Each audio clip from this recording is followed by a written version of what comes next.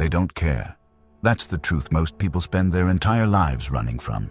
You wait for love, for help, for someone to finally understand you. But Nietzsche would tell you, stop waiting. No one is thinking about you. Everyone is thinking about themselves. And the moment you believe they care, it's usually because they need something from you. The freedom begins when you see through this illusion. The moment you stop expecting others to care, the weight begins to lift from your shoulders.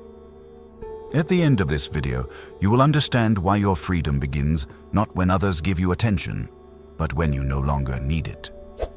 Nietzsche lived in solitude, misunderstood, dismissed by many, even mocked during his lifetime. He knew better than anyone the pain of realizing that people do not carry your burdens, nor do they even want to. And yet, instead of breaking him, this realization became his liberation. He wrote not for applause, not for sympathy, but for truth, raw, unfiltered truth. When you expect others to care, you give them power over you. Their silence becomes your suffering. Their indifference becomes your prison. Think about it. How many times have you replayed conversations in your mind, hoping someone would notice your struggle? How often have you felt invisible in a room full of people? Nietzsche would say, good. That invisibility is your chance, because only when you are unseen can you finally see yourself clearly. The herd, the masses, live in constant craving for recognition. They beg for likes, for approval, for someone to nod and say, yes, you matter.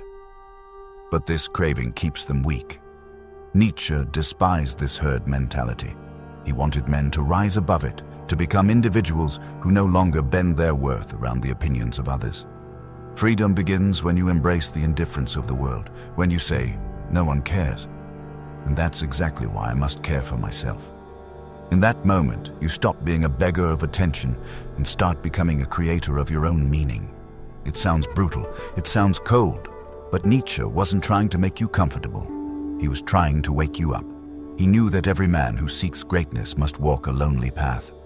And the loneliness you fear is not a curse, it is your training ground. So ask yourself this: are you still waiting for someone to rescue you from your own pain? Or will you accept that no one is coming? Because when you do, you stop being a victim. You stop being chained to the expectations that others will love you, heal you, or even notice you. This is the doorway Nietzsche wanted you to walk through. A doorway into radical freedom, a freedom not granted by others, but forged by yourself. And here is the paradox. The moment you stop expecting others to care, something extraordinary happens. You become unshakable. Their indifference no longer wounds you. Their silence no longer defines you. You're no longer tied to their approval. That's when you begin to see the world not as a prison, but as a canvas. And you? You finally hold the brush. The clock is ticking. Will you keep begging for care, or will you dare to be free? Think back to a moment when you were at your lowest. Maybe you sent that long message to a friend, pouring out everything you were holding inside, waiting for the reply that never came. Hours turned into days, and still, silence. Or maybe you walked into a room hoping someone would notice the heaviness in your face, but all you got was polite small talk and fake smiles. You felt invisible, forgotten, unloved. And here's the truth Nietzsche would whisper. You were expecting the impossible. You wanted others to carry a weight that only you could carry. You wanted them to heal wounds they could never even see. That disappointment, that silence, it wasn't cruelty, it was reality. You see, people are not villains for not caring. They are simply wrapped up in their own storms. Every person you meet is fighting battles you cannot see. They are weighed down by their own fears, their own desires, their own survival. To expect them to drop everything and cradle your pain is to misunderstand human nature. Nietzsche called this the herd illusion, believing that others should give you meaning, that they should save you, that they should validate your existence. But think about this. Hasn't that expectation already betrayed you countless times? How many times have you thought, if they really cared, they'd be here for me? How many times have you felt abandoned because someone didn't show up the way you imagined? And yet, here you are. You survived. You endured. The proof is staring you in the face. You never needed their saving in the first place. Nietzsche would say, This is where your true strength begins. Not in being cared for, but in realizing you don't need to be. The silence of others is not your death sentence, it's your rebirth. It is in the cold indifference of the world that the strongest version of you is forced to emerge. Imagine for a moment that no one is coming. No friend, no lover, no family member to pick you up. It's only you. At first, that thought terrifies you. But if you let it settle, if you truly accept it, something shifts. You begin to see yourself not as a victim of neglect, but as the source of your own rescue. That is the moment Nietzsche calls your awakening. The step from dependence to freedom. Because once you stop expecting others to care, you become untouchable. Their attention no longer defines you. Their neglect no longer wounds you. You stop chasing love like a starving animal, and instead, you cultivate strength like a man who owns his destiny. Remember this, the world owes you nothing, not love, not help, not recognition, and that is exactly why you must owe everything to yourself. That realization, brutal as it feels, is what separates the weak from the strong. It is the forge where the higher man is made. So next time you find yourself reaching for that phone, waiting for someone to check in, stop. Ask yourself instead, why am I still expecting others to carry me? The answer will sting, but it will also set you free. Because freedom isn't found in someone finally caring for you. Freedom is found in no longer needing them to. The story of your life changes the moment you embrace this. And from here on, Nietzsche will push you deeper, toward a kind of strength most people will never dare to touch.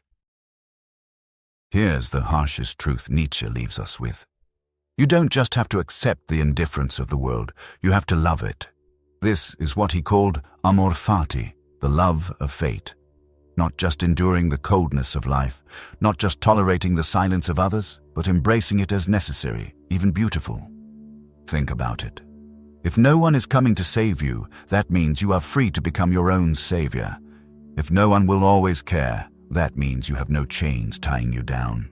The indifference you once hated becomes the very soil in which your strength grows. You stop cursing your fate and start shaping it. But here's the test. Most people don't make it this far. They keep circling back, begging for validation, desperate for someone to say, I see you, I understand you, and the more they chase it, the weaker they become. Nietzsche would say they are still trapped in the herd, still worshipping the opinions of others instead of forging their own path. You have a choice. You can either sink back into that endless cycle of disappointment, or you can walk through the fire and come out unbreakable. And if this message is stirring something in you, if deep down you feel this is the wake-up call you've been needing, then don't let it stop here. Subscribe. Not for me, not for numbers, but because you already know this journey is bigger than one video. If you want to keep arming your mind with truths most people can't handle, then stay with me. Every step forward will make you stronger. Because once you stop expecting others to care, the world opens up. Suddenly, you're no longer living for their approval. You're no longer drained by their absence. You stand taller, you walk freer, and every decision becomes yours alone. That is amor fati in action. Loving even the loneliness, loving even the rejection, because it all serves your becoming. And here's the paradox Nietzsche forces you to face. The more you stop needing care, the more you attract respect. The man who no longer begs for love is the man others want to follow. The one who does not demand attention is the one who commands it. You stop being dependent and you start being magnetic. So the next time you feel abandoned, left out, or ignored, pause and remember this. It is not the end. It is the beginning of your freedom. The silence of others is not your weakness, it is your opportunity. Nietzsche was right. The moment you stop expecting others to care, you become untouchable. And if you can carry this lesson into your life, everything changes. The question is, are you willing to walk the lonely road that leads to freedom? What happens after you stop expecting others to care? Nietzsche would say, that's when the real work begins. Because freedom from expectation is not the end, it's only the beginning. Most people never reach this stage. They spend their lives chained to resentment. They wake up angry at those who ignored them, bitter at those who didn't show up, and secretly wounded by the world's cold indifference. They think letting go means shutting down, becoming numb. But Nietzsche never asked you to be numb. He asked you to be reborn. This is where his most dangerous idea comes in, the Übermensch, the higher man, the one who rises above the herd. The Übermensch is not someone who craves sympathy. He is not someone begging for attention. He is someone who turns solitude into strength, rejection into fuel, and indifference into freedom. He is the one who creates meaning in a meaningless world. Think of it this way. When you no longer depend on others to care, you stand on ground that cannot be shaken. You are no longer controlled by disappointment because you expect nothing. You are no longer controlled by loneliness because you embrace it. You are no longer waiting for the world to hand you value because you give value to yourself. That's the foundation of the Übermensch. But here's where it gets uncomfortable. To get there, you must destroy the weaker parts of yourself. The part that still cries out for recognition, the part that still waits for someone to say, "I love you, I'll never leave you." That part must die if you want to live freely. Nietzsche believed that life itself demands this sacrifice, the sacrifice of illusion. Because only when illusions die, truth is born. Ask yourself, how many times have you been disappointed not because of what happened, but because of what you expected? The friend who didn't show up, the family member who didn't call, the lover who didn't love you the way you imagined.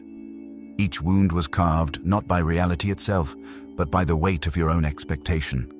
Nietzsche's challenge is brutal but liberating. Stop expecting, and nothing can break you. Stop demanding, and nothing can control you. Instead, channel that energy inward. Build yourself into someone who does not merely survive without care, but thrives in spite of it. That is the path of the Übermensch, the path from dependency to power.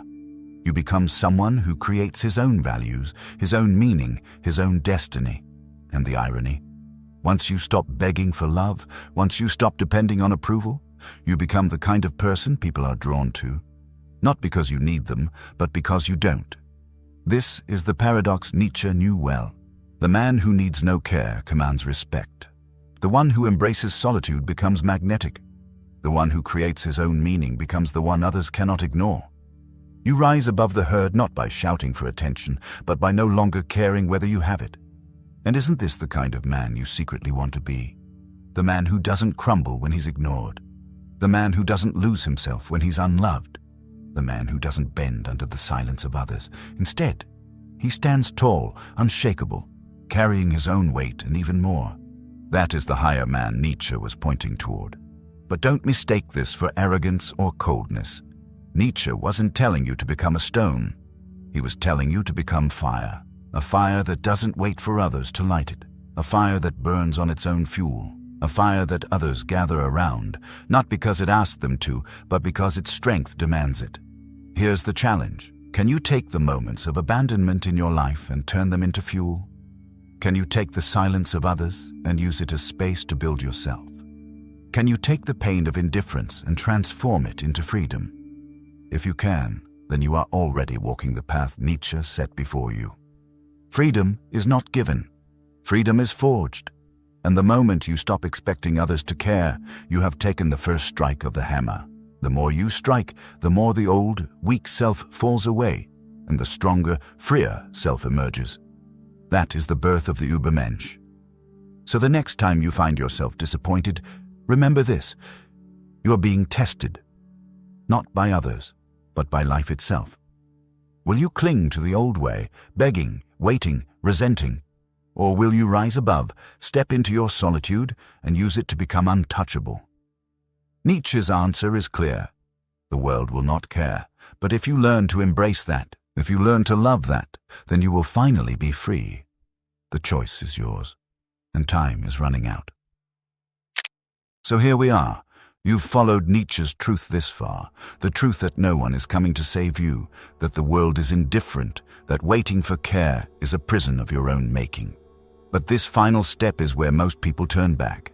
Because what comes next is not comfort, it is confrontation, confrontation with yourself. Let's be honest.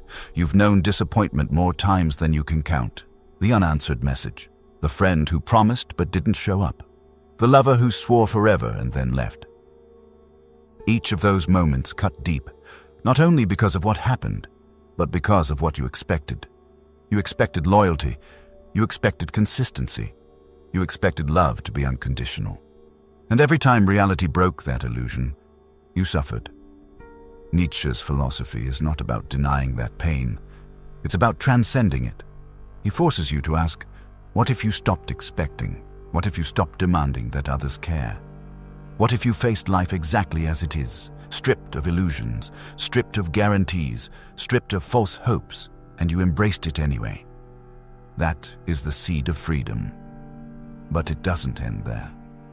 Because freedom without creation is just emptiness. Nietzsche's final challenge is this. Once you are free from expectation, what will you do with your freedom? This is where the Übermensch, the higher man, enters. He is not some superhero. He is not a man born with perfect strength. He is forged out of solitude, out of rejection, out of disappointment. He rises because he no longer clings to illusions. He doesn't cry out for care because he has discovered a deeper force. The ability to create meaning himself. Think about it. If no one cares, then you are free to define what matters. If no one is watching, then you are free to act without fear of judgment. If no one owes you love, then every ounce of love you give to yourself is real, earned, unshakable. That is what Nietzsche meant when he said, become who you are, not who they want you to be, not who you think they'll accept, but who you truly are. Raw, unfiltered, unapologetic. This is the opposite of weakness. Weakness waits for permission. Weakness waits for validation. Weakness says, I can't move until someone tells me I'm worthy. Strength says, I move because I choose to. I move because I refuse to wait. And here's the paradox. The moment you stop needing care is the moment people begin to notice you. Not because you asked them to, but because they can feel your independence.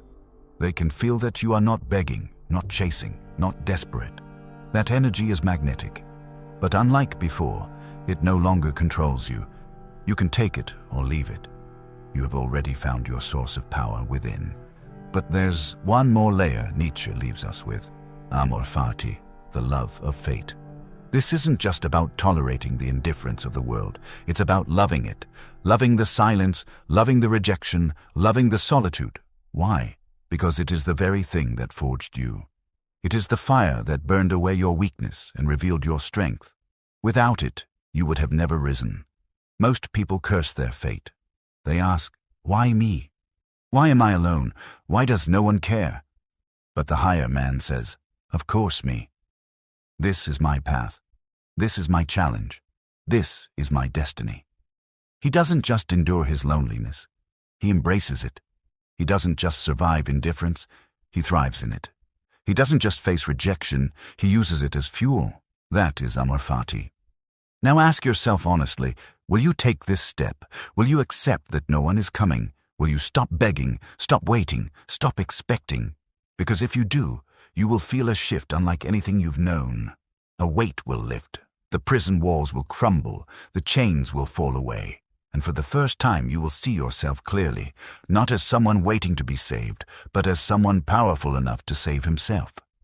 This is not a path of comfort. It is not a path of applause. It is not a path of sympathy. It is a lonely road. But on that road lies greatness. On that road lies the man who is unshakable, unbreakable, unstoppable. On that road lies the Übermensch. So here's the final truth. The world will remain indifferent. It will not bend to your tears. It will not answer your begging. But if you can embrace that, if you can stop expecting others to care, then you are free. Free to create, free to rise, free to become. And once you taste that freedom, you will never go back. That is Nietzsche's gift. That is the freedom that awaits you. The only question left is, will you claim it? And if this message spoke to you, if you want to see more of these truths shared with the world, consider supporting our channel through Patreon. The link is in the description below. Your support helps us keep creating content like this. Content most people are not ready to face, but you are.